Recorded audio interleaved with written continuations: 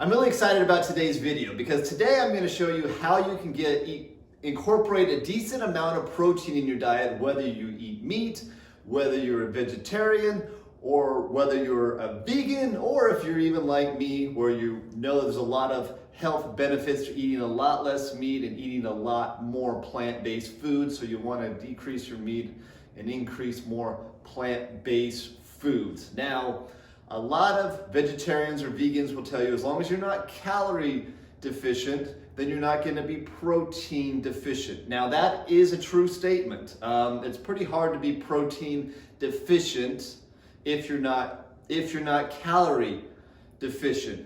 But as I showed in a lot of my previous videos, some benefits of eating a little bit more protein. So some of the benefits are more lean body mass, which helps keep your metabolic rate up. It also has the highest thermic effects. And also it's the most satiating of all the macronutrients. So there are a lot of advantages to eating a little bit more protein in your diet. So I'm going to show you some pretty cool stuff, some neat stuff that you haven't seen before on how you can incorporate some more protein, whether you eat meat, whether you're vegan, or whatever in between. So before we get started, please click the subscribe button, hit the notification button, because I want to keep this awesome, good content coming your way. Eating enough protein is pretty easy if you eat meat or meat type products. So I'm going to quickly go through this first section with you. So some easy ways to get it in your diet if you do eat meat or meat products would be skinless chicken breast. Sometimes I like this kind of stuff. It's easy, it's already cooked, already chopped up. These are convenient. Just going with sliced turkey, so you can make sandwiches out of this. Sliced turkey, Greek yogurt, really easy way to get some protein in there.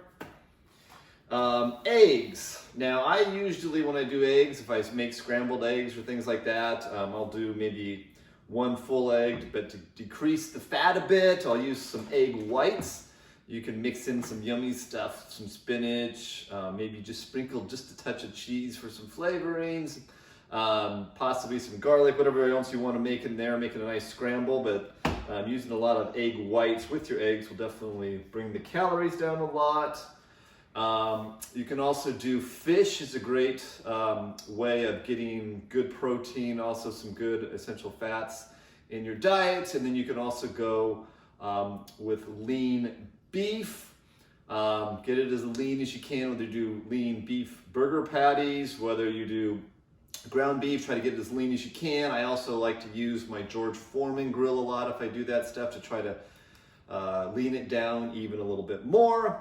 And if for some reason you're still not getting enough protein in your diet, you can always use like protein powders. This is a naturally sweetened whey protein. So these are some really simple, I know there's some other things, but this is some really simple ways, if you do eat meat type products, how you can easily get enough protein in your diet. All right, so here's some ways that you can get a good amount of protein in your diet with more vegan type foods. Now I know a lot of vegans will tell you, oh yeah, just eat some nuts, just eat some broccoli, some beans, and beans and rice, and you get tons of protein. Well, to get enough protein, what I would like to see, or at least I would like to get, or you may want to get enough protein through nuts, should be eating a ton of fat, and that would really increase your calories.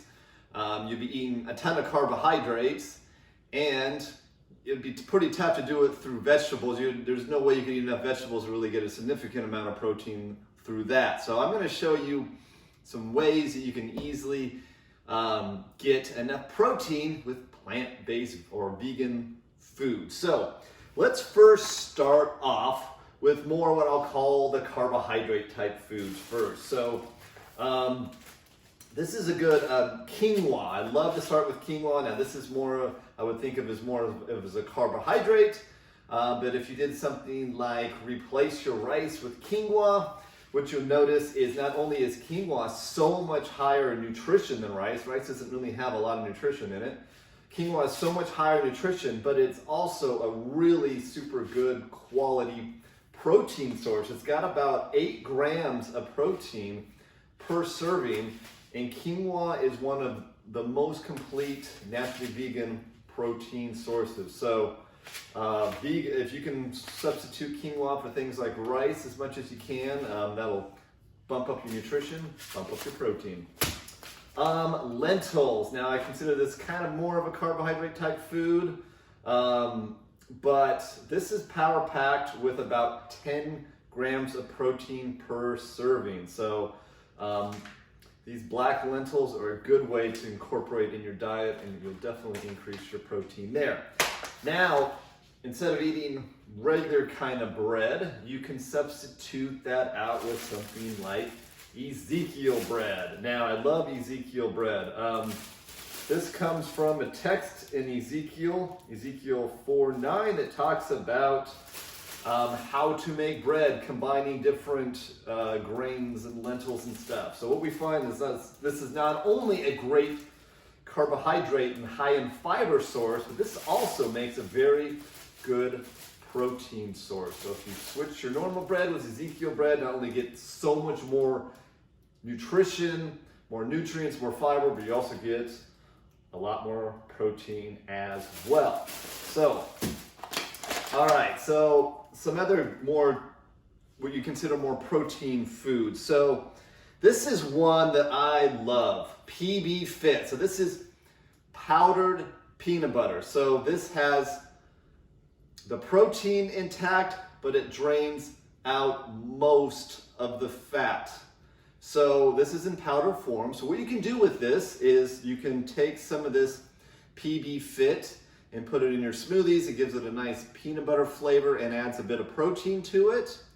Or what I usually do with it is you mix a little water and stir it up, and it makes creamy peanut butter. So you could add this, make this into a creamy peanut butter, and you can add it to, say, celery. You could add it for peanut butter and jelly sandwiches. Combine it with Ezekiel bread and make peanut butter and jelly sandwiches. Or I like to do is I like to cut up apple slices and dip apple in it. So there's a lot of different things you can do with this.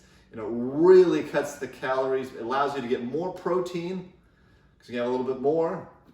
And it really cuts the calories back. So I love PB Fit. All right, now, nutritional yeast. So this is kind of a creative one here, nutritional yeast. Now this is packed with nutrition. This is also referred to, they call it as Nut. So this is packed with nutrition. This is also very good source of vitamin B12. So if you're a vegetarian or vegan and you may be lacking a little bit from B12, not eating any meat, so this is also not only a good protein source for you, but it's also a good source of B12. So now this has kind of like a cheesy kind of nut type of flavor to it. So a lot of people make vegan cheese sauce with it. You can dip it in, you can make different sauces with it. You can put it over popcorn. You can, my wife likes to mix this in with our vegan taco mix. A lot of stuff you can do with this. And in the description below, I'm going to give you some recipes on some things that you can do with this nutritional yeast. But this is per serving, it's got 8 grams of protein. So this is pretty good protein source.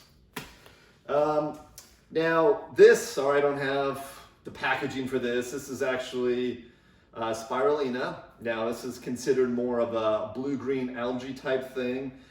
This is super power packed with nutrition, good antioxidant, and I think I showed you in one of my other videos how I like to mix this in with my smoothies. It's got about 4 grams of protein per serving, so not only is it a pretty good vegan protein source, but it's just power packed with nutrition. So you can incorporate those with smoothies or whatever you want to do with that. Now, of course, there's tofu. Tofu's a pretty good protein source for vegans as well. So you can chop this up, put it in stir fries, do whatever you want. There's a lot of different things you can do with tofu. All right, now these, keep in mind, these are going to be a little bit more on the processed food side. So if you're trying to cut back on processed foods, you might want to use this stuff a little bit sparingly. But these are meat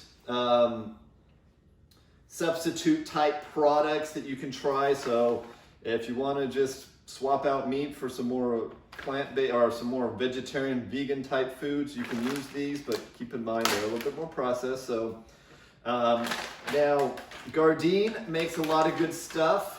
So they make a lot of different meat substitute type products. So whether it's chicken, some lean ground beef, things like that. Gardein makes some good stuff here. Beyond Meat makes a lot of good stuff as well. They have a lot of different stuff. Again, chicken, lean ground beef, things like that. Burger patties, things like that. And then Sweet Earth makes a lot of good stuff. This is lean ground beef. So some of these things will have a little bit more fat in them, so watch the packages closely. But yeah, you can take a look at some of these products and see which ones you may want to incorporate. Again, you can use more.